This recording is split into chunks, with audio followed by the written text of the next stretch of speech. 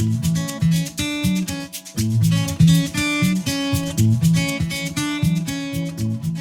guys, welcome to the Brews Less Traveled Beer Club and podcast. Today is our last day here in Lexington, Kentucky. Let me tell you, the bourbon does not overshadow the brews in Lexington. Today I spoke with Brandon Floan, the head brewer and co-founder at Ethereal Brewing. We drank their tropical Gose, and fun fact, this is the only beer I've ever finished completely during my interview. It was so delicious.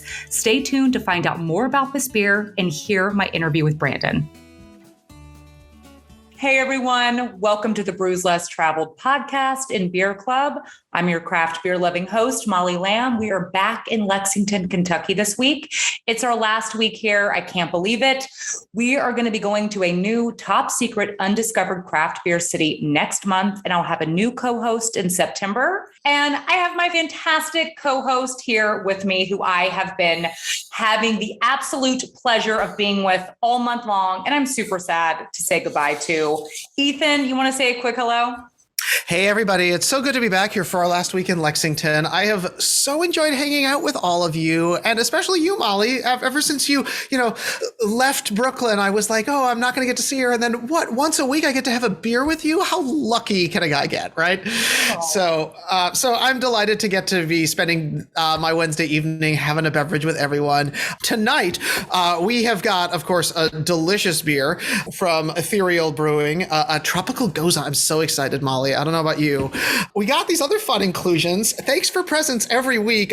This beautiful ethereal sticker, as well as our Brewery Passport. How cool is that, right? I love these passports. I don't know, Molly, have you ever done one of these passports before? I have, and I have a couple stamps on mine from my Lexington one, as well as my Cincinnati one, because that was our first city in the month of June. So yeah, it's hard to refill them and get it complete if you don't live there. But usually if you get it filled up, you can send it to like the Craft Brewers Guild, and they'll mail you something fun, like a beer glass or like a t-shirt or something. So it's like a fun excuse to go brewery hopping. But yeah, I like it. I like little sort of like scavenger hunt type things. So I find them to be very fun. Oh, yeah. In fact, a bunch of my beer drinking buds in New York and I used to do a New York City passport. Every summer we would do it, and it was so much fun.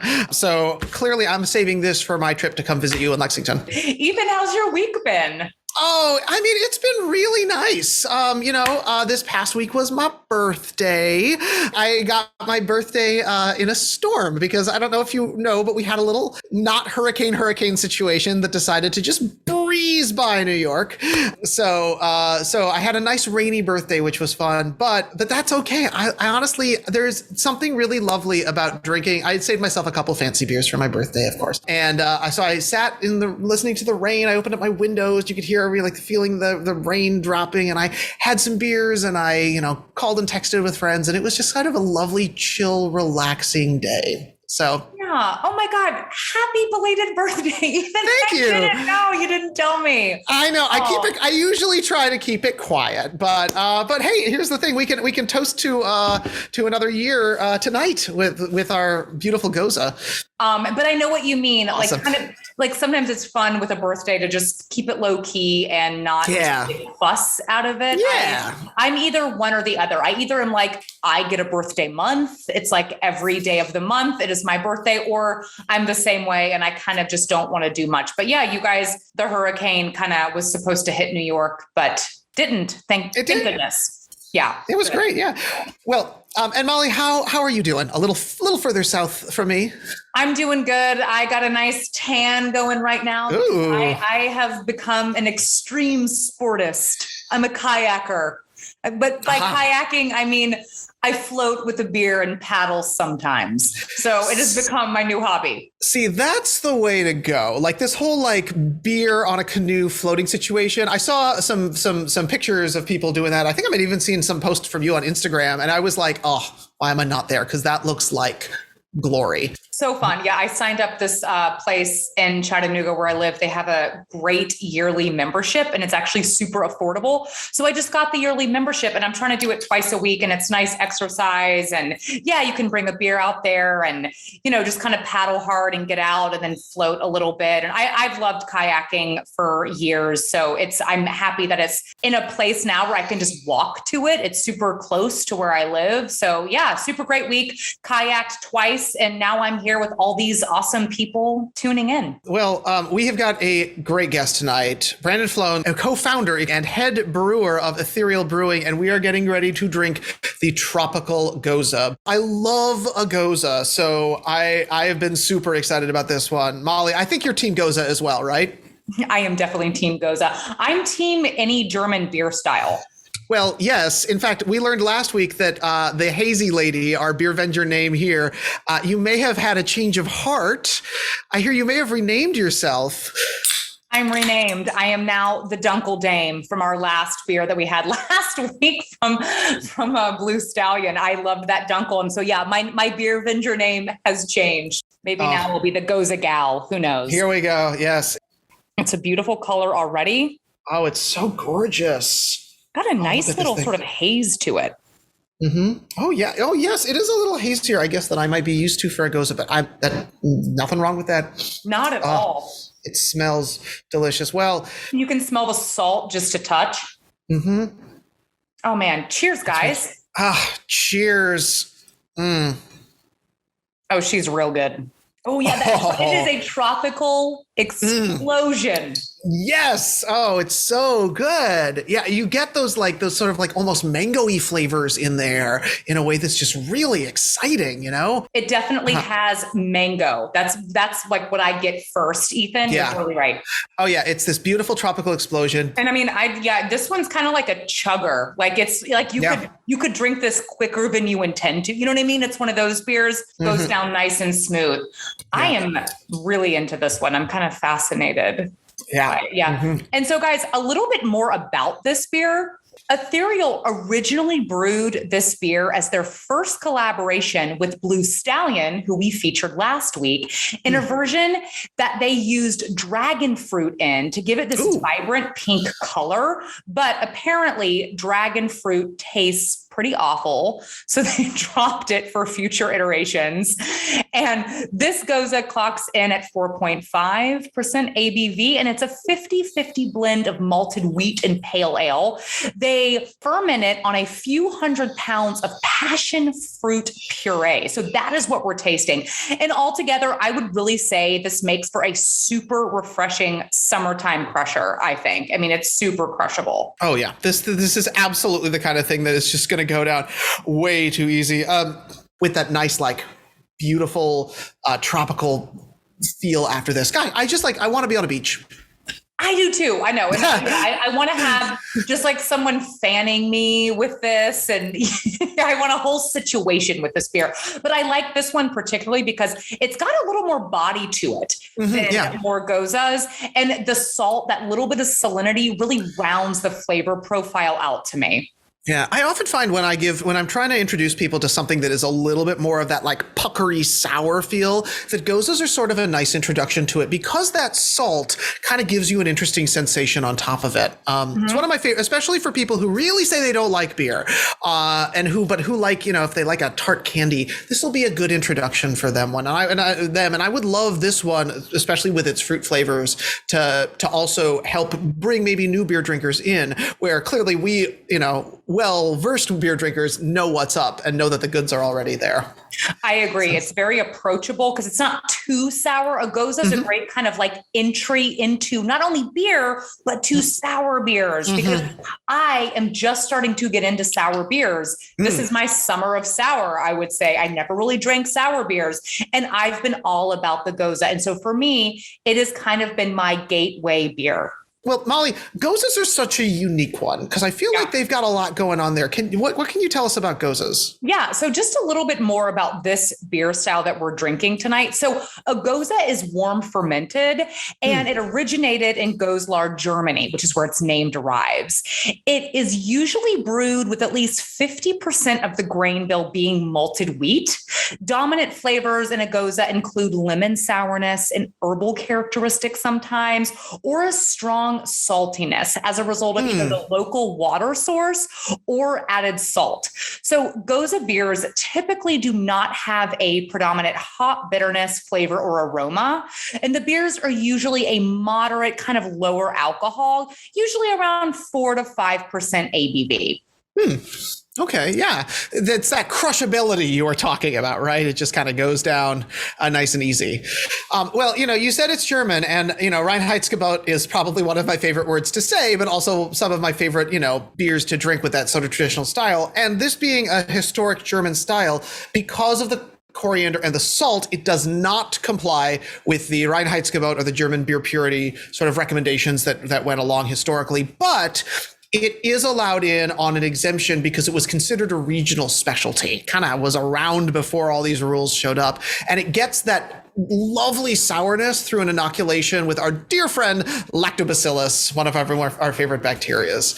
And it is sort of that same style, at least for me, or I guess same family of sour wheat beers that were once found all across northern Germany and the Low Countries. Things like the Belgian wit beer or the Berliner Weiss, also a favorite of mine. But it's fun, to watch our flavor profiles develop, Yeah, I really like that. What's your take on wild fermentation? Like things that are just kind of give you that barnyardy funk feel, Molly? Or is that, I know it's a year of sours, but how are you getting on those? I love it. I love funk. I'm not the biggest Saison drinker. And I know those use kind of like a different sort of funky yeast in it, but I love a wild fermented sour. I know we had Strange Roots on from our Pittsburgh season, and they really got me motivated and passionate about wild spontaneous fermentation.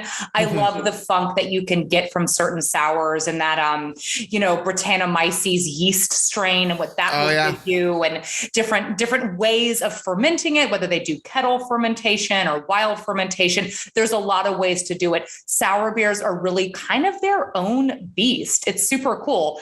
And while you guys kind of take a little chill, I'm going to give you some fun facts about Lexington. I hope you all feel confident about your Lexington knowledge. So Buffalo Trace Distillery, through the help of Colonel Albert B. Blanton being the Blanton bourbon, was one of 4 distilleries to obtain a special government license to produce medicinal whiskey during Prohibition. You can actually, I know that's kind of hilarious. And you can actually check out an original prescription at Buffalo Trace. And Blanton is honored today with a Blanton single barrel bourbon at the distillery, which I think is kind of cool. And I'm a big fan of Blanton's bourbon. Anyone who drinks that bourbon, the bottles are really cool. They have these little jockeys. It's a little it's a horse with a jockey on it, and it's a big collector's item. A guy I used to date, he was avid about collecting all of them. So that's kind of fun. I like when companies do fun things like that. Speaking of alcohol being used as a prescription, beer used to be used as a prescription in ancient Egypt. So that's kind of cool. So obviously, I think beer is very medicinal because I feel amazing after I have a beer. But another one of my favorites, I am a huge library person. I have always been my whole life. I love a beautiful library. And it turns out the Lexington Public Library is home to the world's largest ceiling clock. It's a 5-story pendulum clock, and the pendulum depicts the history of the horse in the bluegrass and was designed by Lexington artist Adeline Wickman, who I looked up a little bit today and is spectacular. I love a library with a beautiful ceiling. That's one of my favorite things, Molly. I don't know if you've got like a love of these like massive soaring columns and things like that. I do. That makes me think of Grand Central Station in New York. And that's amazing. The clock was 5 stories. It's insane, that's right? Massive. Hey guys, let me let you in on a little bit of the live stream action. Our chat was blowing up about fruited sours, which led Ethan to ask me this question. How do you feel about fruit in your sours, Molly? It was never something I typically was into, but I've gotten more into it, especially reading more about a Berliner Weiss and how that's such a tradition in Germany. They give you like a little fruit juice concentrate kind of to add into it. And you can usually pick your fruit juice to customize it. And that fruit juice sweetness cuts that acidity. And frankly, I feel like this beer is a little bit of an ode almost to that style too. I mean, it definitely is a Gose, but it is so nice and fruit forward. And that fruit rounds out the flavor and cuts the acidity. I'm like almost done with this beer already. I know. It is so good. It's going down way too fast. Hopefully you guys are enjoying it too at home. But yeah, I will say I have not met too many people who are anti-fruit in their beers. I've met one or two. I know a couple people who really have strong feelings about it. But one of my favorite breweries here in Brooklyn, the brewer made a Blue Baloo Berliner Weiss, which was a blueberry Berliner Weiss, which I know is not officially a thing, but it was named after his dog. But it was so good. But yes, if you're looking for great sours in New York, Dan, definitely Grimm has got some excellent ones. I had a very lovely evening there with some friends where I tried all of them. And I remember about half of that evening. So apparently I did it right. Right, Molly? I want to be you when I grow up. I love that. Yeah. One of my favorite flavors, speaking of fruit and a beer, I would say is blood orange. I had a really good blood orange Pilsner, actually at Blue Stallion when I was in Kentucky. And it was so, so good.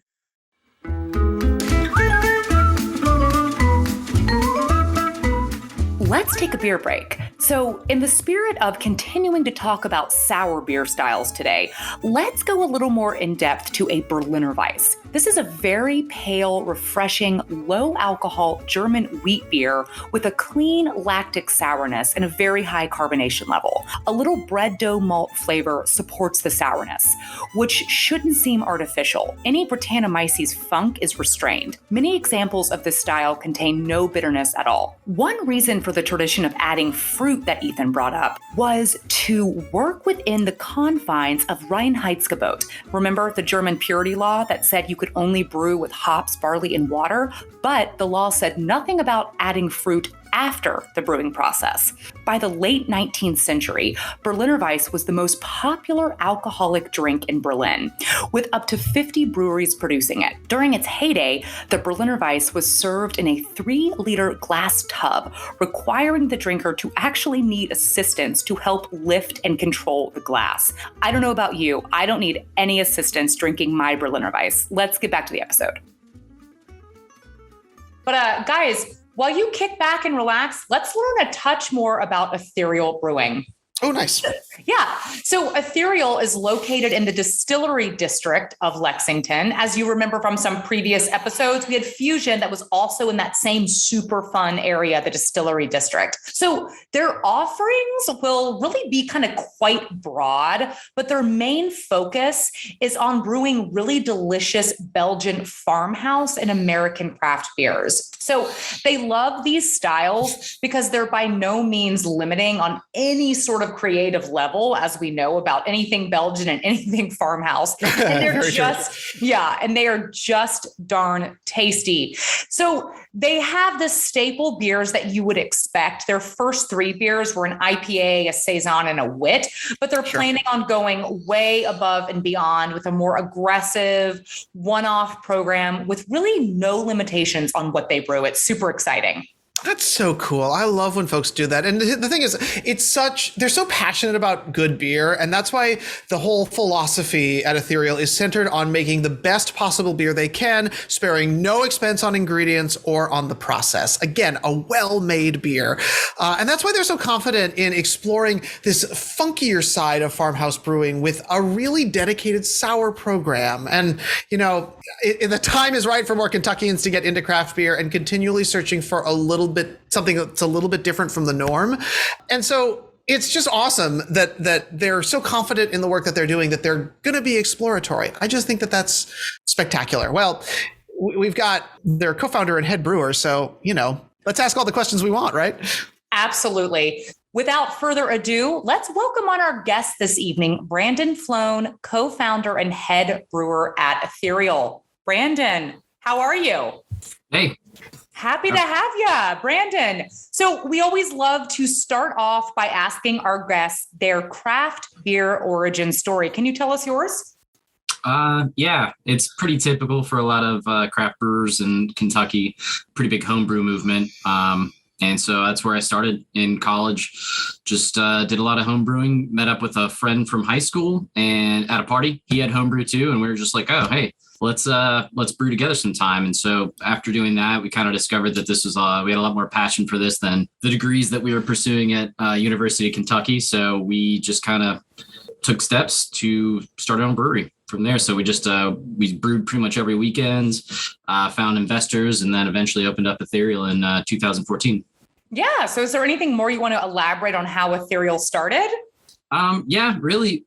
We were very much about experimentation when we started and quality. And so one of our first employees was a quality assurance person. They were a microbiologist, and they basically helped us bank a whole bunch of yeast and bring in a whole bunch of different fun bugs and wild yeasts that weren't really available commercially. Brewed up quite a few beers just starting out with just fun, unique combinations that nobody else had really done before.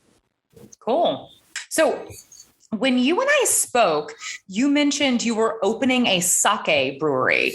This seems like it's a trend in Lexington because 3 out of the 4 guests have mentioned saké this month. Can you tell us a little bit about how fermenting saké is different from fermenting beer? And saké is actually considered beer. Yeah.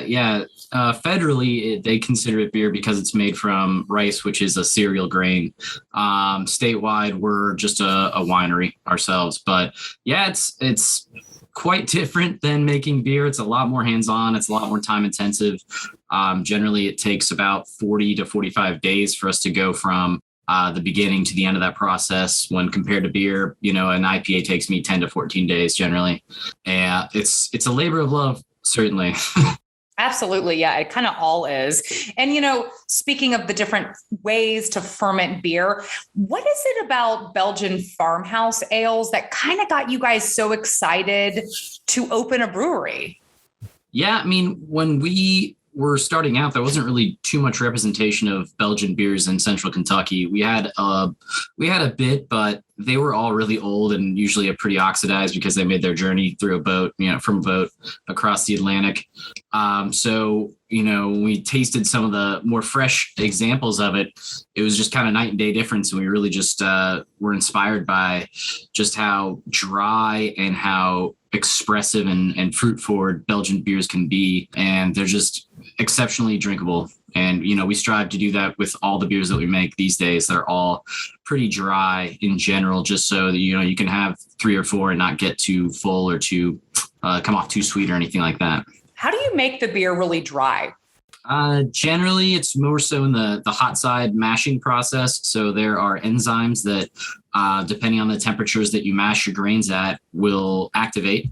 And we generally mash lower, which you get beta amylase activity, mostly that. And that really breaks down the long chain sugars into very small, very fermentable sugars. And so doing things like that, and as well as for some of the Belgian styles, we'll add some candy sugars or some simple sugars to help really just dry those things out. Super cool. I love that. And I'm curious, what are some of your favorite hop additions for this style of beer? For just Belgian styles of beer, or? Yeah, for a farmhouse style ale in particular.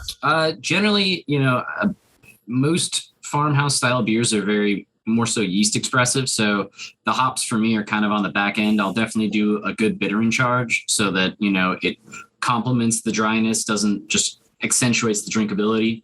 But then definitely, usually in the whirlpool, which is after the flame's been cut off, I'll throw in some aroma hops to help kind of just blend and meld together with the yeast characteristics that we use. Cool. So do you guys use open vessel fermentation? No, we have not done that. Where we're located is actually right next to a rock quarry. So the distillery district has there's a big hill and a bunch of trees, but on the other side of that is a big rock quarry where quite a bit of dust comes off. And we are in a building that was constructed in like 1920-ish something. So right before Prohibition. And so it's pretty old. There's a lot of cracks. Dust definitely gets into the building quite a bit. So open fermentation would just kind of not go too well, probably. Absolutely. And do lower mash temperatures create higher ABVs because of more fermentable sugars? Yeah, they can. So more fermentable sugars would lead to more alcohol production. That tracks. Well, speaking of alcohol production, which brings us to our friends yeast. You talked a little bit about yeast expression. Talk to us a little bit about how important it is when we're dealing with yeast in farmhouse style ales. Are there any thoughts or tips you've got on that? Yeah, I mean, I think yeast are the star of the show. Generally, you go with a really simple grain bill, usually Pilsner and maybe some sort of wheat or rye or spelt or some sort of protein malt. But generally, it's all about the yeast. And so really your selection, you can definitely make it dry, but your yeast selection is really going to push those esters and what kind of aroma, the fruitiness, the spiciness that you get out of it. Yeah, so it is absolutely a showcase for the yeast to a certain degree. Do you have yeast that you prefer? Have you cultivated your own? Like any particular way that you tend to think about going after yeast selection? Yeah, I mean, we have our few standards that we used as home brewers that we really loved, and we've gone with those for a lot of ours. We'll do a lot of blends. Okay. But yeah, we've cultivated some yeast. We found a really dry, very clean yeast. Doesn't really have too much characteristic, but we got that out of a wild capture. We sent it in to get processed by to get like the genome logged, and it came back as like 97% is close to a wild Saison strain from North Carolina. So it's pretty cool to see that.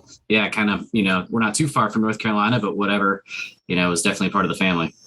That's very cool. Oh, I love it when folks are doing that kind of cultivation work. Now, we've sort of been praising sours all night. You guys have a dedicated sour program. Talk to us a little bit about how that came to be. Yeah, I mean, that goes back to the origins where we really liked Belgian styles and really liked different yeasts. And so we've always had a mixed culture fermentation program. We've noticed in general, the last few years or so that kind of style seems to be a little less popular in Lexington. Mm-hmm. We still do it because we're very passionate about this kind, but definitely the fruited sours like the one you're drinking right now are sell a lot more than any kind of thing that takes months and months and has a lot more complexity. But sure. we enjoy brewing both of them. Do you see like a potential for? I mean, we've often heard that sours are coming back; they're going to be the big thing. Do you think that that's true? I mean, do you have hopes for that we're going to see sours as the new hip beer going out there? I mean, I honestly feel like it's already kind of there in Lexington, right next to our IPAs. Our sours are probably our second best seller. That's really awesome. I'm glad to hear that. I feel like we've got a lot of sour fans here, and it's nice to hear that they're represented. So you guys are located in the super cool distillery district where you've heard about so many great bars and breweries and all sorts of great things. It sounds like the place to be. Do you feel like the competition helps or hurts business for you guys? It only helps. I mean, we're kind of off the beaten path, a little bit outside of downtown, and just to have more businesses for people to come visit. I mean, it's a decent sized area. You can easily walk to every business. So having more in that area just brings more people down, and they'll try it all. That's great. I mean, I think having something within walking distance or stumbling distance, as it usually winds up being, works out pretty well for people who want to try a lot of craft brews. Yeah, it's such a cool little area. I really enjoyed my visit there. I'm actually coming to Lexington this weekend, Brandon, for the Railbird Fest. I think I mentioned that when we met earlier this week, but I would love to stop by the distillery district just because it's so fun. It's very laid back, but there's also a lot of action. So it's got this nice sort of duality to it. You can do a ton in that area, but also really keep it chill and sort of relax. And I definitely want to stop by and grab another one of these tropical Goses because it is so, I think this is the fastest I've ever finished a beer on the live stream. I'm not even kidding. It's flying. It really is. Yeah. I'm sucking it down. And, Lexington is just such a fun city. Brandon, I'm curious, what is your ideal day off in Lexington? Well, between two businesses, I don't have too many days off. So I generally will snag the pup and just kind of bar hop. Sometimes, there's like 7 breweries that are around Lexington. They're all within about a mile and a half. So it's really easy to just kind of plop yourself at one and then walk to the next one. Nice. Cool. Well, as we wrap up here, it is time for our rapid fire questions. Brandon, your job is to not think, just answer. Are you ready? Sure. All right, here we go. Can art, fun or distraction? Fun. All right. Is there a beer that you love to hate?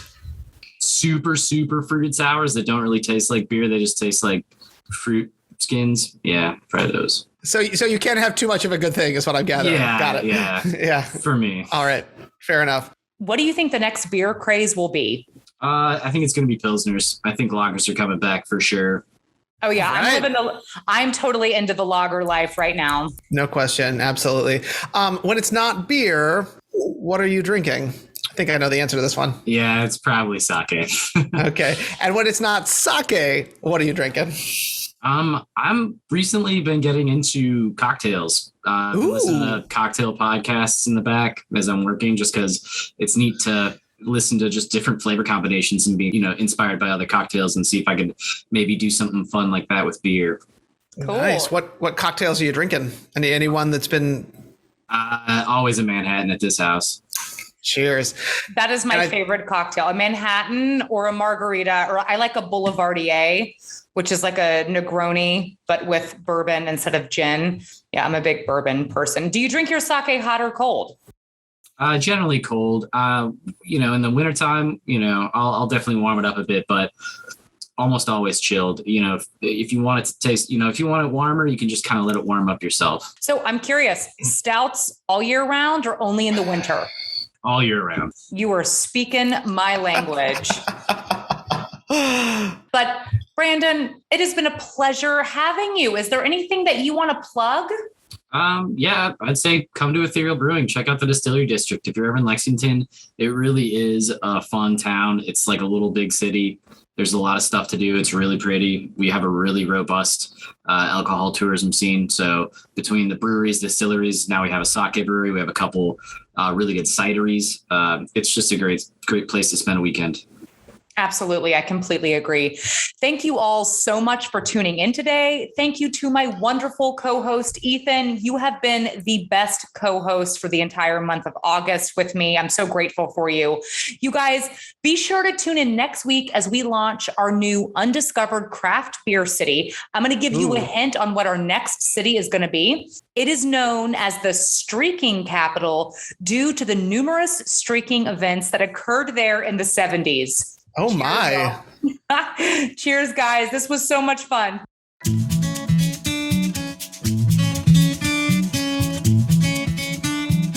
Thank you all so much for tuning in. It's always a blast having a beer with you. Don't forget to sign up for the Brews Less Traveled Beer Club. And this way, you'll get the beers I've been drinking delivered right to your doorstep, plus exclusive access to our weekly live streams. You can also follow Bruvana on Instagram and me as well at Molly_Brews Less Traveled. I always love hearing from you guys, especially if it's a beer recommendation. So keep the messages coming. Cheers.